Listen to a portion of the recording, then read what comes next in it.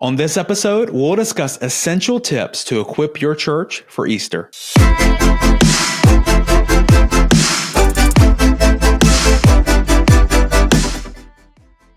Well, hey there, and welcome to another episode of the Church Leadership Lab podcast, the show that is dedicated to inspiring leaders and empowering healthy churches. We do that through conversations, interviews, and stories, all as we explore what's happening in ministry today and how pastors and leaders can navigate what lies ahead. I'm Kendall Connor, and I'm joined by my co-host today, Jessica Moore. Hey, how are you, Jess? Hey, Kendall. I am great. It's sunny and warm in Tulsa today.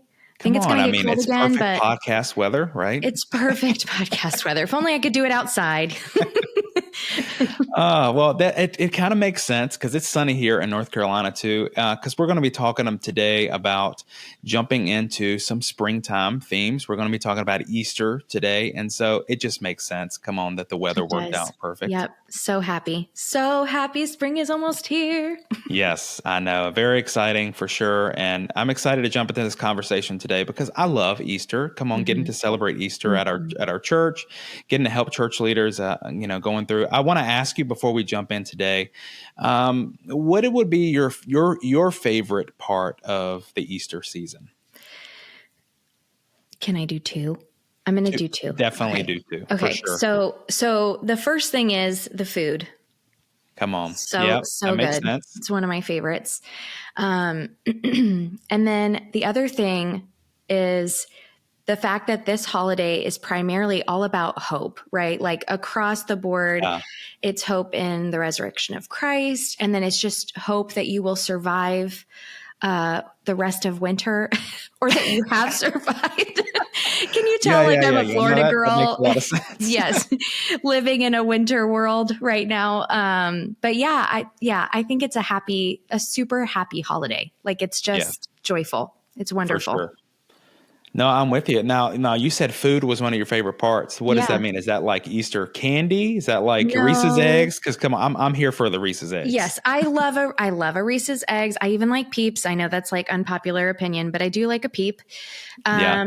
No, I'm talking like just ham and cheesy potatoes and green beans. It's just family meal getting together. Yeah. That's an amazing part as well. I don't know. I'm kind of crazy. I love like the Easter outfits. You know what I mean? Okay. Like you get to go, everyone, even folks in churches that don't normally, dress up on Sundays. I feel like, we bring our A game. That's so true. When it comes to Easter Sunday. And so, that's true. Do you guys match? Do you and your kids and your wife loosely? Match? I'll say I have 3 boys and we always try to get them to somewhat, coordinate. Sometimes they match, but I don't know that we've ever been super matchy, but we always try. We put the effort in. What about y'all? If you're listening or watching on YouTube, Kendall's going to add a picture here. Just kidding. He probably won't, but that'd be really fun. I got to figure out, okay, what year did we actually coordinate, Yeah. Cute. I love that, Kendall. Well, this is great. Listen, I know that for church leaders, for those who are serving in ministry, Easter, it can be like a love-hate relationship with this because there's the spiritual side of it. Easter is an amazing time that we get to celebrate the resurrection. I mean, it's a very important time for the church. Right. And we get to see so many people. People come to church on Easter more than any other time of the year. And so it's a great ministry opportunity as we dive into, all the things that make Easter special. But the other side of that, right, is it can be a lot of work, right? It can for people who are actually doing the work of ministry, there can be just so much wrapped up in it. And so that's why we wanted to take time today, dedicate an entire episode just to try to help you make things easier, right? To try to plan, to try to, put forth the effort on the front end of this thing so that you can actually enjoy the Easter season. Doesn't that sound, wouldn't that be the perfect Easter scenario if we could actually slow down and enjoy it rather than having to be stressed out? 100%. I think those logistical pieces, you try to think of everything, and hopefully you're already kind of in the planning stages. So if nothing else, let this be a reminder like, hey, you're right on track, or oops, we didn't think about that. How can we pivot and make sure we've got enough chairs, in the sanctuary for everybody? Hopefully you've thought of that. But anyway, you know what we're trying to say. We're going to help you cover all the bases today. So yeah, let's dive in. For sure. So today we're talking all about essential tips to equip your church for Easter. And we've got six tips that we want to make sure that we spend time getting through today. And, I'm ready just to dive right in. The first tip that we have to share with you, and I feel like you're going to say, okay, is this the way all the tips are? Because I feel like you're just telling me things to do. No, I'm just telling you, this is something that's going to help you. And Jess, you've already said it. To start early, right? Start early and start with the big picture in mind. Is that a valuable advice as we get started out of the gate today, Jess? Yeah, for sure. I think the big picture is so critical, because I think we get in, can be a mundane routine, right? Like you've got your events team, you've got, okay, we know what we need to do, and you start jumping right to those logistics, which obviously that's why we're sitting down to talk to you today, is to work through those things. But just pausing to remember, like at the end of the day, you mentioned it, Kendall, this is a very big visitor holiday, right? And so with that comes an opportunity to tell probably the most important story within the Christian faith. And so pause, pray, make sure that everybody's on the same page, that you are, really bringing this event, this gathering to the foot of the cross and saying, what do you want us to do with this, Lord? And make sure hearts are aligned and your posture is correct before going into this, right? Sometimes we get so caught up in the production. How does this look? How does this, that we forget what we're trying to do here. So I think, yes, for sure. Keep that big picture in mind and then start early. I think at this point, we've got folks having started. If you haven't, it's time, baby. Start thinking about it. Because these things have to be, laid out in advance for sure. And, a good reminder is to just start in prayer, no matter where you are. If you're starting today, to begin this in prayer, before Easter gets here, before you dive deep into all the logistics, set aside time to, individually start in prayer, but also with your team, with your leadership team. Yeah. What would it look like if you were to gather your team and say, listen, I know we're going to plan all the big things. We're going to have some meetings. We're going to do all that, but we want to start this in prayer and genuinely ask God, like, okay, will you guide us in this? We know that this is a time that people are going to be walking through those doors, maybe the only time in the year they do, right? We want to make it count. We want to make the most of this moment. And so, it's spending time as a team or just individually in prayer is always a good place to start. And it will help you to start, to keep the main thing, right? Yes. Start with the big picture and start early enough that you're not so rushed that you feel like you've got to skip over that or, just spend, we'll spend a minute in prayer and then we're going to spend 3 weeks planning, come on, let's give it the adequate time. Yeah. And then, I thought about this too. We spend time in prayer, but if you're starting early, setting like some measurable goals, and that's something to be prayerful about too. Exactly. Yep. What does winning at Easter look like for our church, for our specific ministry? And writing those things down, getting them on paper so that you can look back on this and say like, okay, like I know we had, this many more people come. I know that we did this, but did we meet the goals that we set out to make? Yeah. And I think that's so important. Don't you? I do 100%. And I also think it's okay to have both like, maybe number goals or what's the word I'm looking for? Like tangible goals, but also spiritual goals. I think that it's okay to have both, right? I think, flipping to the other side, we were saying, obviously spending time in prayer, really being thoughtful about the big picture of this. Yes. But also, having those tangible, maybe number goals isn't I mean, you don't know exactly how many people are going to be there, right? How many Sure. visitors you're going to have. What are you shooting for? That does direct your communication and some of the front end items. But Yes. I think it's okay to hold both of those goals. Like we need actionable, 100%. tangible goals, and then spiritual goals. How do we want to make people feel? How are we taking those folks and making sure they don't slip through the cracks? Are we introducing them into a membership journey or whatever? So, having both, and you can bucket them that way, right? And And then start early on those pray for goals, right? them. Like Yes. establish those things early. You don't want to be Yes. halfway through your planning or, a few days out from the big day and you're setting your goals then. Exactly. You want everything to work together. Another Mm-hmm. part of starting early is go ahead and be figuring out who your team is for this. Yes. You've got, I'm sure, all ministry leaders, we feel like we're wearing many hats, right? But it doesn't have to be like that in this season. It's the Mm-hmm. perfect opportunity to get other people involved. It's the Mm-hmm. perfect opportunity to say like, okay, well, this person expressed an interest in this, or this person has helped us with this in the past. Bring those people in, figure out who you can get involved in this season so Yeah. that you don't have to do everything on your own, right? Yeah. I would take that one step further, just for real practical application. I would say figure out what roles you will need to fill. And then Yes. if you can, try to put some description on that, like specific things that you need so that you can solicit help from your pool of volunteers. Or if you are Yes. you're fresh out of volunteers, you can go to your congregation and say, hey, we need a kids check-in person. Your responsibilities will look like Love X, that. Y, and Z. I think it's a lot harder sometimes for people to commit to something if they don't understand or know what they're committing to. So if you can identify who your team is in the sense of like what roles need to be filled, plug in the people you've got, figure out where your holes are, and then try to pursue people in addition to your library of regular volunteers, because I think that just will drive more results for you.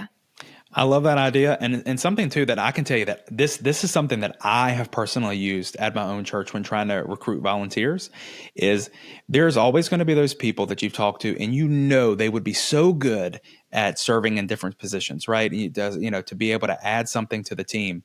Here's the thing is that you may get responses like, oh, I'm just so busy in this season, Sure. or Mm-hmm. there's just so much going on. I just can't commit. What I love about a day like Easter is it's the perfect opportunity to say, hey, I know you normally got a lot of different things going on. Would you commit to this one day? We're trying to make this our best Easter yet, right? Would you help us on this one day to do, whatever role that may be?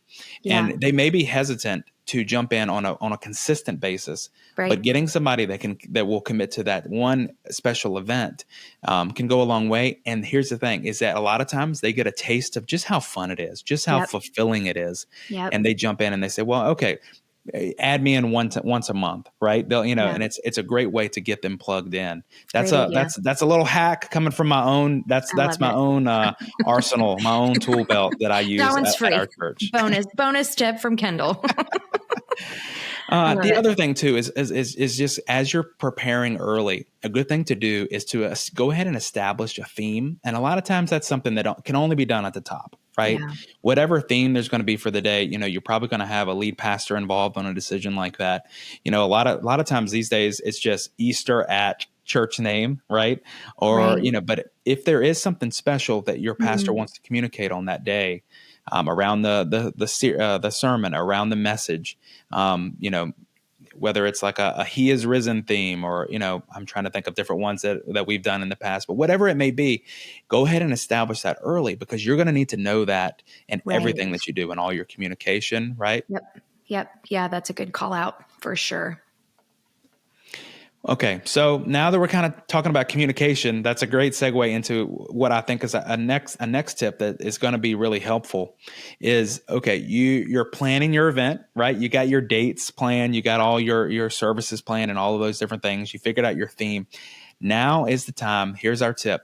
Start early getting the word out. Yes. Getting the word out is so critical through this whole process, because people got to know about it, right? They got to know what's going to be happening. They've got to know how to make their plans around it. And here's the thing, they need to know early. They do.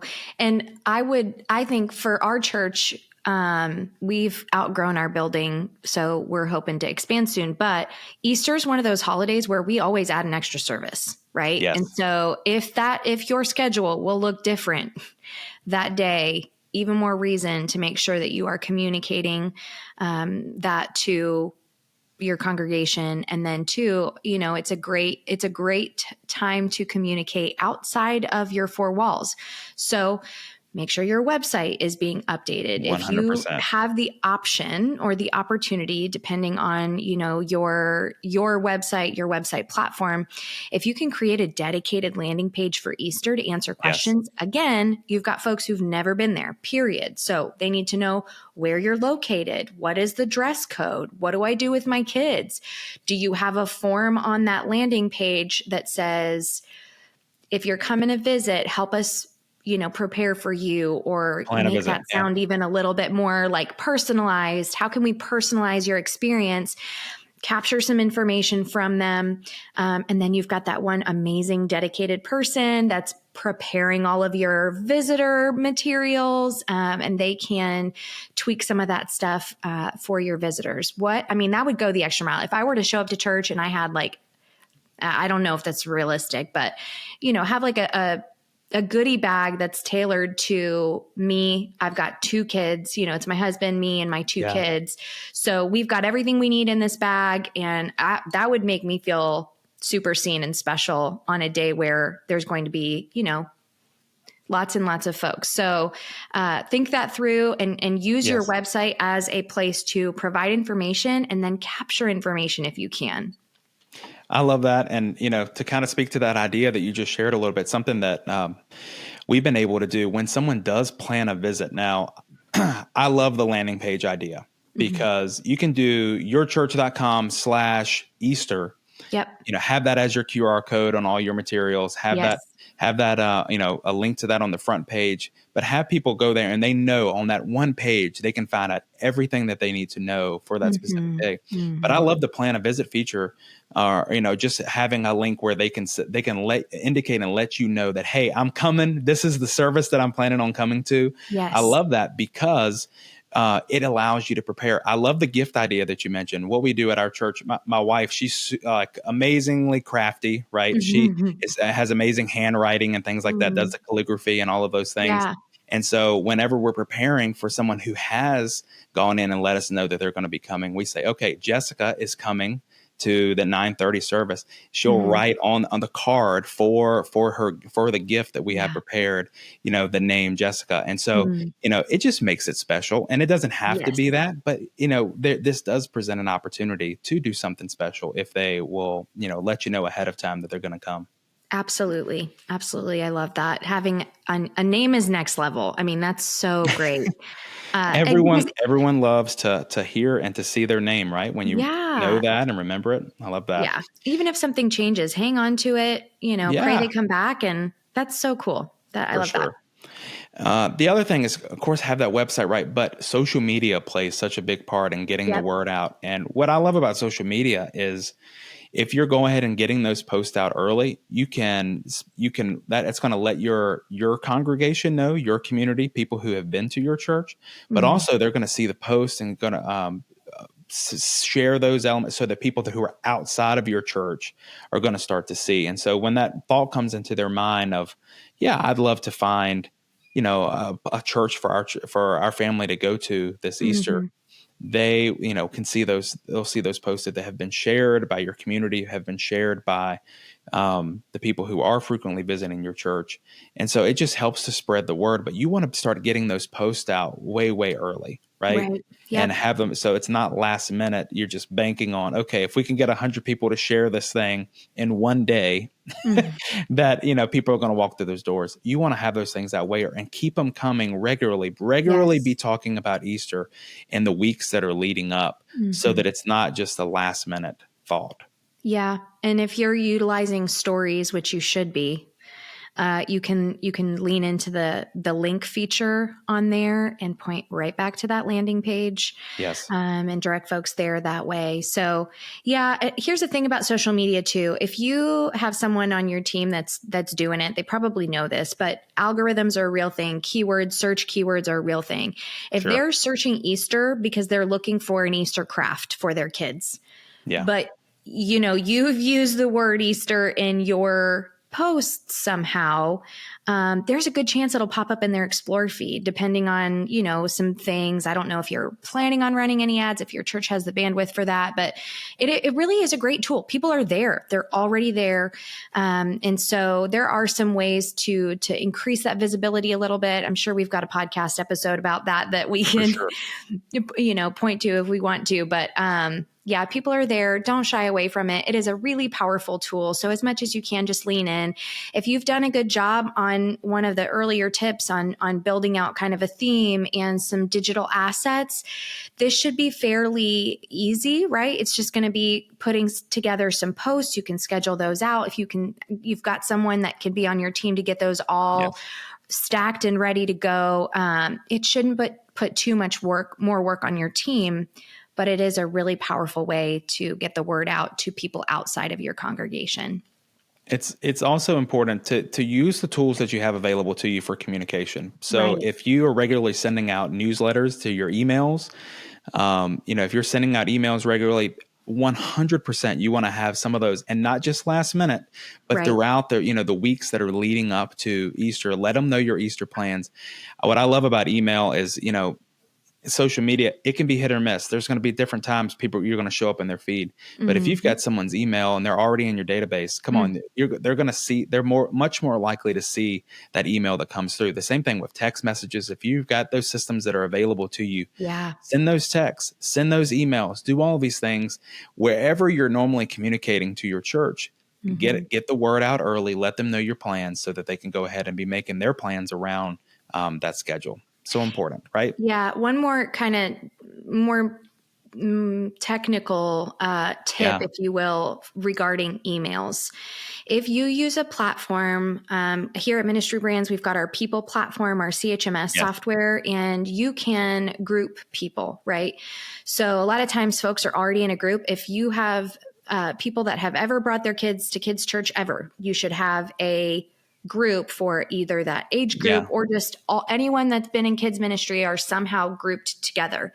So you can target your email communication even more specifically. So if you have a kid-centric event that is part of your Easter plans, egg hunt is an obvious choice here, folks. If you're doing an egg hunt, then maybe target those emails so you're not sending unnecessary emails to people that maybe don't need an extra email in their inbox. But if they are mom and dad, maybe they're getting the email that also has the stuff about the egg hunt. If they, don't have kids, maybe they're getting the email that doesn't say stuff about the egg hunt, right? So you have the option, depending on what tools you use, you have the option to kind of target that communication even further. And we would encourage you to do that. I think it's really helpful to know your audience, who you're speaking to, what resonates with them, and what's going to get them there. So just another little bonus. No, that's really good. And I want to make sure before we jump on to the next tip, the thing that I always will recommend to churches is we talked about a lot of digital ways to get the word out, but don't forget the power of an invitation, a personal invite, and equipping your people with a physical invite card. I'm telling you, it is money well spent. Right? You can get those that have all the times. It can lead again to that Easter landing page, put that QR code on there, but equipping your people who already love your church, who are showing up on Sunday, equipping them to go out and to invite their coworkers and their neighbors and folks at the grocery store, wherever they may be, to, spread the news. It is one of the best ways that you can get the word out about your Easter services. And so don't sleep on that. That is an easy win. Yes, agreed. Totally agree. I think it's the best way, to be honest with you. I think it trumps everything else. Word of mouth, the relationship. I think that is still the number one communication tool you've got. And just equipping your people to do it, right? Or even just a reminder of, hey, this is a great time. If they don't hear it, I'm telling you, they're definitely not going to do it. Mm-hmm. So Yeah. Good. the next tip I want to jump into today is, again, you don't want to be doing all of this by yourself. And so set Right. your volunteers and your spaces up for success is our next tip. Set your Mm-hmm. volunteers up for success. Set your spaces up for success. It makes a big difference, doesn't it, Jess? Yes, it does. And if you have done like the visitor capture Yes. information on your landing page, right, you can plan at even a more granular level, assuming people are filling that out. But setting up your space, let's start with space. Well, yeah, we'll start with space and then we'll move to volunteers. I'm going kind of out of order here, but like I mentioned earlier, my church generally has to add an additional service. Yes. And then at all of our services, we have to add additional chairs, right? So it's little things like that, that if you're not thinking about it till day of, Yes. it's going to be real hard to scramble and make sure we've got enough seats. You want to have extra seats even beyond, right? We're going to name it and claim it. We're going to believe that God's going to fill every chair you own in that building, right? So have them ready to go. Just in advance, have that set. And then another big piece is the child check-in piece, right? So Yes. families are coming for the first time, probably with kiddos. And so having, and I think we've talked about this in webinars and podcasts in the past too, but if you've got a child check-in station on days like Easter, where you're anticipating a high volume of visitors, have someone sitting there just helping folks get through. And Yes. I think, Kendall, I don't remember if it was you or I think it might have been Philip on another webinar episode, but where, you've got two lines almost. You've got a line for the folks that are regulars. They want to get quickly. They're like, you don't know what it took us to get us here. Take my child, right? And then you've got the folks that are there for the first time and don't really understand where to go. So think about those logistics. Anything you can think of ahead of time, lean into your volunteers for that too. Like, hey, how did you feel when you first came in? What would you have done differently? What can we do differently? And pray about it too, for sure. But I think those are the top two on the top of my mind. Well, and we talk a lot about the experience for visitors too. Whatever you have at that welcome center, wherever your team is greeting those new guests, making sure that everything is stocked, right? That's another way to have everything ready in your spaces. Make sure that your signage is right. Come on, is there any looking around? Is everything clear? Would it be a little more helpful if you had a sign here that pointed at for, right. The auditorium is this way, the restrooms are this way. Setting up your space like that can go a really long way. And, it's just a perfect time. It's a new season. It's springtime, making sure that your spaces are clean, making sure that they're friendly, that they're welcoming, and have all of those things ready to go, ready to greet. We always tell people that at our church, when if you're a host, if you're hosting someone, the host always looks after the house. Look around your place. Look around at your church. Is it a hot mess in there? Like, come on, like this is not how we want to welcome guests in here, right? We want to go in and make sure that everything is clean. There's not dust all over the place. Sure. Prepare your spaces so that they're ready to welcome people, so that it presents the message of Christ well, that it represents your church well, and that you're putting your best self forward when people are walking in. Because here's the thing, when they walk into a place that's been prepared for them, it communicates safety. It communicates like, okay, I can open up my heart here. Right. And it makes a big difference. And so have your spaces ready to go. Have enough visitor gifts ready to go. Have your check-in ready. And as Jess said, get some extra people, some extra team members so that they can guide people through getting their kids checked in. That makes a huge difference. And have your signage ready to go. And then, okay, so the other side of this, set your volunteers up for success. Right. This is the perfect season to go over some training, right? Absolutely. To get extra people in, get extra people volunteering, as we mentioned, but also like taking the time. Don't just assume that they're going to know everything to do, because even folks who have served for years can sometimes lose track of that vision, right? They can forget that, just because they're comfortable, don't just assume that the people who walk through the doors are comfortable, right? We've got to do the right steps, follow the processes, go over those things and think through things like, okay, What do we need to do when a new visitor comes in? What do we need to do when a new family with kids comes in? Having all of those things ahead of time, scheduled, spend a little time in training, and it's going to go a long way. Yeah, you have that type A person on your leadership team that's like, ooh, I want to do it. Ooh, let me do it. Have them put together like some sort of, loose onboarding, process documentation if you can, so that you can just scale, right? You can continue to grow. One more note on volunteer preparation. I think most churches utilize a background check solution as they're getting volunteers onboarded. So if you haven't already, now is a really good time to see who will be due for renewal and go ahead and knock that out, right? So worst case scenario, you've got a fantastic, your kids ministry leader, your head leader. Background check solution expires 2 days before Easter. So look ahead, look ahead. I guess you can't, if you're listening, you can't see me. I just threw my hands up. That's not great.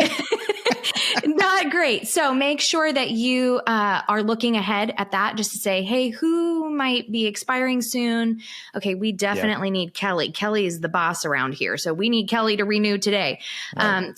Always a good reminder. Tiny little tip to remember, something that might slide through the cracks otherwise without a notification, on the day that it's expiring. So setting up those volunteers for success, whatever they need to be successful in that role, whether it's training or they need to do their checks, making sure that, they have everything that they need to succeed. And then also setting up those spaces. Those are so important, making sure that they're right.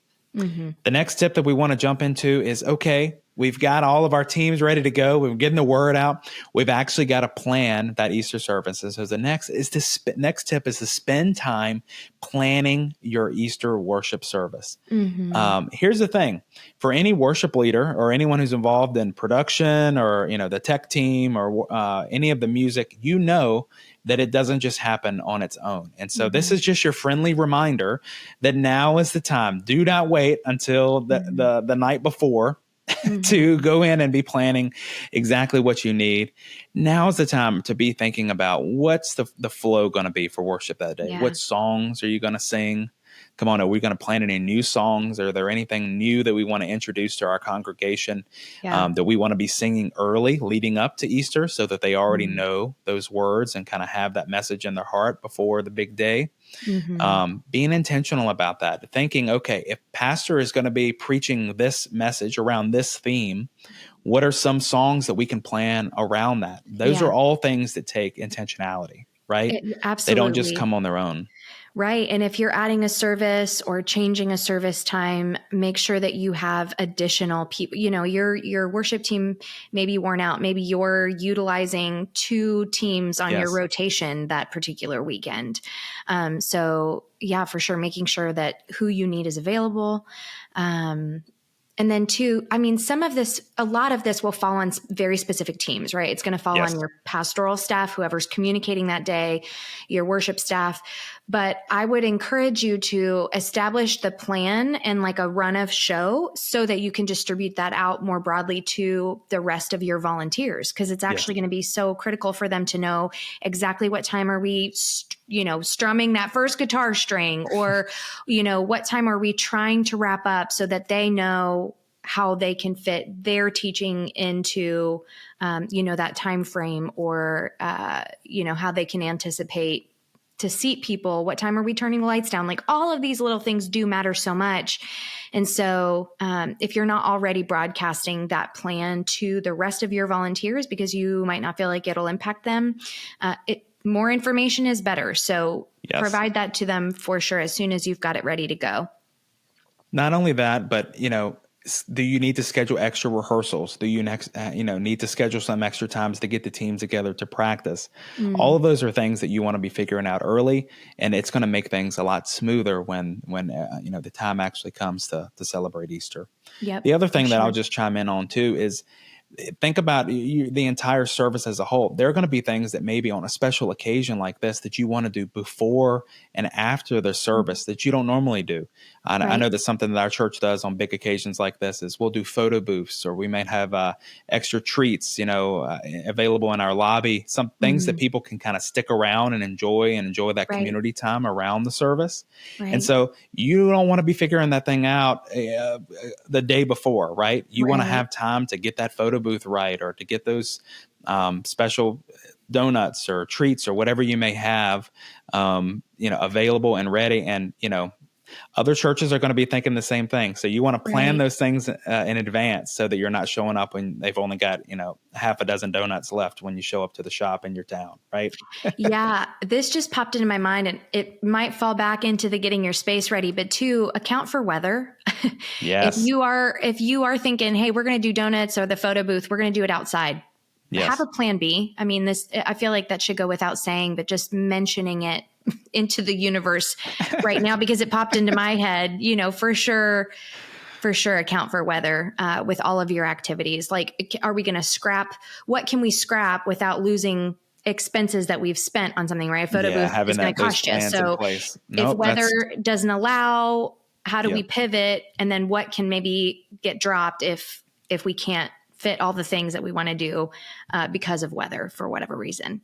Yeah, no, that's a great point. And before we jump to the next tip, I just want to also remind, for every tech and production person, every AV volunteer and leader, just remember, going into a big day, it always pays off to triple check every single bit of technology that you're going to be using that day, just to make sure that your sound is right, that your video is right, all of those different elements going in, because if it can go wrong, it seems like it will go wrong on a big day when all eyes are on you, right?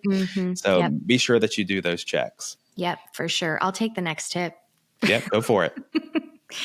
Encourage and enable generosity. This is a good one. I will say that historically, Easter is not a huge giving holiday, right? Yes. However, you should be, just like any other Sunday, offering to your congregation the option to give. If they're already giving on a weekly basis on a Sunday, then they're definitely going to do it. If you've got new visitors that come in and they align with your vision, because you've communicated your mission from the pulpit, even on a Sunday morning, you've kind of communicated, hey, this is our place in our community. This is why we exist, is to extend whatever characteristic of Jesus into this community. Yes. And you find that, your visitors are resonating with that. You want to make it easy for them to give. Excuse me.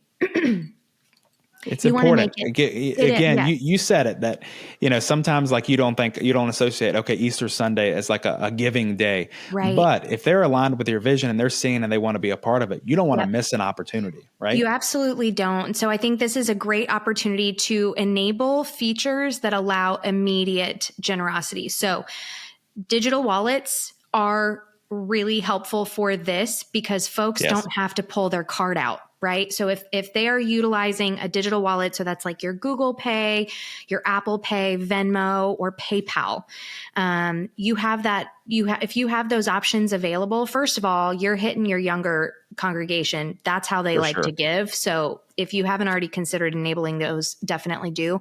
But for Easter, it's especially important because your visitors will have less work to do with their thumbs on their phone if they can simply log into their already existing payment methods through a digital wallet option. So again, this is, big takeaways. Make sure you're communicating your vision well on a day where people are like, I wonder why this church is here. Obviously, besides just a fun Easter service. No, like, what is the heart? What is the purpose?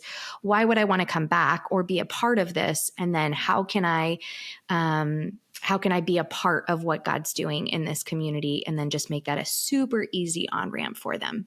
I love that. And this is just a reminder to someone who's coming in and they've never heard your vision, or if they've never seen the impact that you're making in your congregation, making in your city.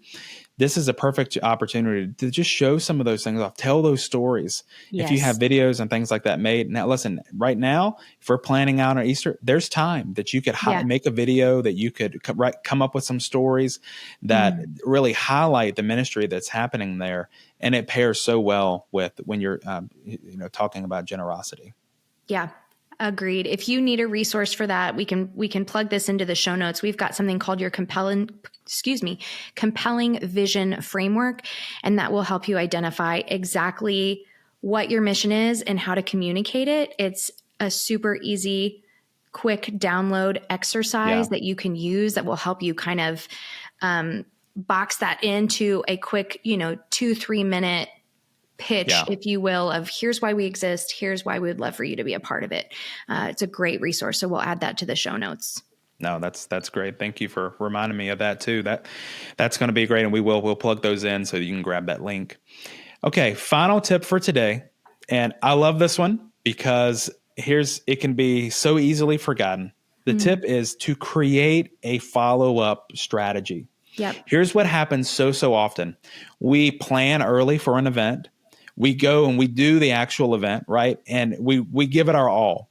But as soon as everything is turned off for the day, as soon as everyone has left the building, we're so tired that everything just drops after that. And that's why planning ahead, creating a follow-up strategy ahead of time is so important, because if not, there's so many great opportunities that you can have and they'll just get missed. And so I'll tell you this, you want to be very clear in your actual worship services on Easter, next steps that are available for people to take. Right? If there's ways that they can get plugged in immediately in your church, that they can take next steps in their faith, that is the time to be talking about it, because, people are there. You're going to have more people than normal. Also, I'm believing with you that people are going to engage meaningfully in your worship experience, in your worship services. And so their heart is going to be in the right place to take a next step in their faith. And so you want to have everything available to them if they are interested in taking a next step, that you can follow up with them. So that includes things like getting involved and to start volunteering, becoming a member at your church, to maybe get baptized, to maybe sign up for a small group. Any of those things, you want to have those options available to them so that they can sign up for them on that day. Yeah, I think thinking through, like, how do you physically, tangibly do that? I think having the ways to get plugged in on a real simple brochure in that said gift bag that we talked about, right? So how they know exactly. Well, and this also should be on your website, just like forever and ever, amen, not just for Easter, but for within that goodie bag, you've got, did you love your time with us today? Here's ways that you can get involved. I think there's kind of two parts to this. There's next steps for folks that have said, I have asked Jesus into my heart, because that is a big salvation Sunday. I mean, this is the story of the Christian faith, right? So definitely I would recommend having action steps that same day. Like, after service, if you have made this decision, you're going to go here, you're going to talk to Sally Sue. She's going to walk you through kind of what you can expect from us and how we can support you in this decision. It's the best decision ever. And then also, just separately, if you enjoyed your time with us, inside your goodie bag, you will find ways that you can get involved, get plugged in. That could be something as simple as just like, come back next Sunday. Or it could be, as you want to dive in, full throttle with us. We need volunteers. So I think allowing people to kind of see their options and process that independently is important. But that day, follow-up strategy with either new visitors, new guests, maybe, not too much. We don't want to overwhelm them, but definitely those folks that have made a decision, like a salvation decision, have a plan. Hopefully you already do this on a regular Sunday, but this particular Sunday, I think, is next level. Maybe there's not as much relational equity. They don't know where Sally Sue's visitor desk is. So how can you equip them to know, not to run away? We want to talk to you. We want to help you. We want to equip you, Well, and for people who are, they're experiencing something, they can feel, God working on their heart, whether it's to take a next step or, for whatever it may be. It's us coming alongside them in their faith journey, right? And helping them along the way. Yeah. And so if someone is identifying and they're saying like, yes, I want to find out about this, or I want to get involved in this way, or I made a decision in my faith today.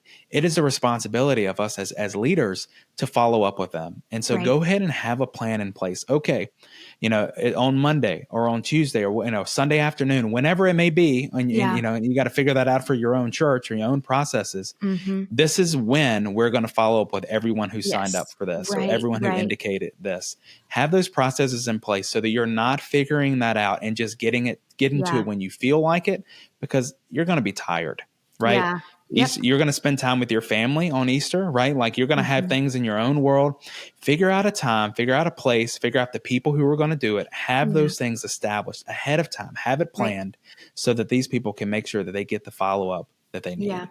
And going back to logistics, I'm very much like, I hear what you want to do. Let's talk about how you're going to do it. Just diving in, there are ways to do this with a lot of church management softwares. I will say for ours, I'm obviously a lot more intimately familiar with, but things like workflows are ideal for this. Yes. And then our platform has something called interactions where you can schedule one-on-one interactions for certain triggers, right? So if all those folks that said yes to Jesus that weekend, you're going to put them in a bucket. Then you're going to set up a workflow where they're not falling through the cracks. You're engaging with them. But even, next level, what interactions can you schedule within that workflow? When we say we're going to follow up with you in a week, someone's going to call you. Someone's going to call you and check on you or send you a text or an email. You can schedule those specific interactions in there. But, when you're saying come up with a process, I think you should. And then with that process, lean into your tools. If you've got them, if you don't, we know some really good ones, but lean into your tools to help automate some of that so that you aren't having to remember all the things. It's just not possible. You've got I got to remember what my kids are having for dinner. So, outside of that, using tools to help automate that is a huge blessing. So lean into it, but now's the time to set that up. 100%. I love that. Well, as we wrap up today, I want to make sure that we get the chance to share with you a resource that is going to be really helpful as you're planning and preparing for your church's Easter services. And that is something that we have called the Ultimate Easter Planning Guide for churches. And Jess, this is an incredible resource, right? Mm-hmm. It is. Yeah. It's actually, we kind of use the outline from this ebook to bring the content that we did to you today. But this ebook gives a lot more detail and specifics. It also has some templates in there that you can utilize for communication. It's targeted to specific audiences, like we mentioned.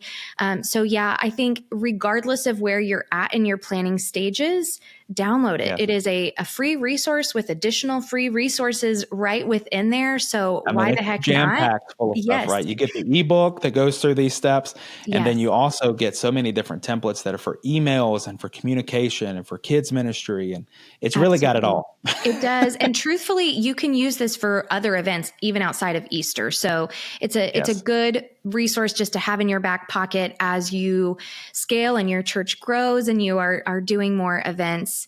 I think it's great. So we're going to link that up in the show notes. And so wherever you're listening to the podcast or watching the podcast, be sure to click that link to get to the show notes. We're going to have it all linked up there so that you can get the planning guide. You can get all of the resources that we mentioned, the templates, the ebook, all of those things. Don't miss out on that resource, because I truly believe it'll be a big help to you in this season as you're planning for your big day, right? Yeah. Overall, I hope that these tips have been useful for you. I hope that they have kind of sparked some ideas and a little creativity as you're jumping into planning for Easter. And overall, we're just believing with you that you're going to have a great day, that, this will be your church's best Easter season yet. And I think that can come as we lean into getting ahead and planning and really go into it prayerful of what God wants to do in this season in your ministry. And so take these tips to heart, and hopefully, you can put some of those into effect and see the results from it. Mm-hmm.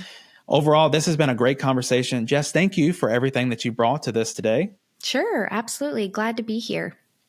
For everyone who's stuck around, thank you for listening and being a part of this. We love helping church leaders and ministry leaders everywhere. And so if you want to help us to spread the word, that is one of the best things that you can do to help our mission. And really, we just want to get this in the ears of as many ministry leaders as possible. You can help us in doing that just by simply sharing this with a friend in ministry. Come on, share a link, send that over, or you can follow us wherever you listen to your podcast or leave a review wherever you listen to those podcasts. I can't tell you what a difference that makes for us. And it also just blesses us, right? We get to read your reactions of how we're doing and what you love hearing on our podcast. If you're watching over on YouTube, be sure to hit that subscribe button so that our videos will pop up right at the top of your feed when you log on. We'd love to see you there. And overall, we're just so thankful to have you on the journey with us. Until next time, we will see you right back here on Church Leadership Lab.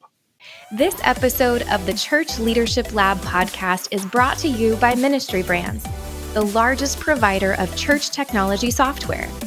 Over 90,000 churches rely on Ministry Brands for their single platform solution that brings together all the digital tools a church needs. From online giving to websites to church management software and more, Ministry Brands is leading the way in simple to use, innovative solutions, all with the goal of empowering healthy churches. To learn more, visit ministrybrands.com.